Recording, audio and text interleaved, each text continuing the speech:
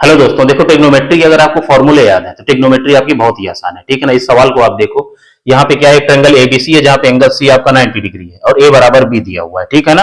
और आपको क्या है, cos A cos B plus में साइन ए साइन बी की वैल्यू आपको बतानी है। ठीक है ना। तो ये cos A cos B plus में साइन ए साइन बी जो होता है आपका, ये कॉस ए माइनस बी होता है।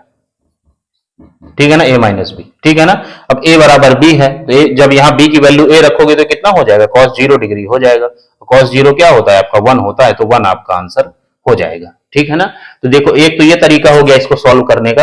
और देखो, राइट एंगल ट्रायंगल में कभी भी ऐसा आपको मिले कि दो एंगल आपको बराबर दिए, ठीक है ना, तो इन दोनों की वैल्यू हमेशा आपकी 45 डिग्री होगी। ठीक है ना।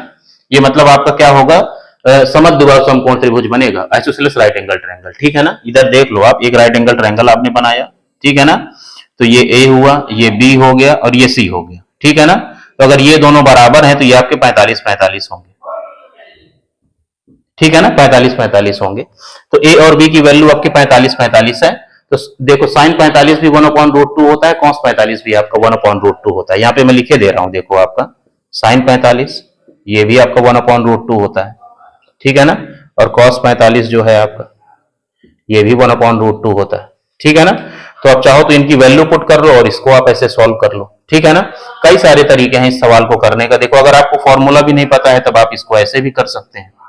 देखो, यहां पे क्या है, एंगल ए और बी बराबर है, तो बी की जगह आप एंगल ए रख दो तो ये क्या हो जाएगा आपका, ये बी, ये भी साइन ए हो जाएगा। और ये बी की जगह ए रख दो तो क्या हो जाएगा, कॉस ए हो जाएगा। तो ये क्या हो जाएगा, देखो, साइन स्क्वायर ए। ठीक है ना। और प्लस में आपका कॉस स्क्वायर ए। ठीक है ना। तो साइन स्क्वायर ए प्लस कॉस स्क्वायर क्या होता है आपका, 1 होता है। ठीक है ना।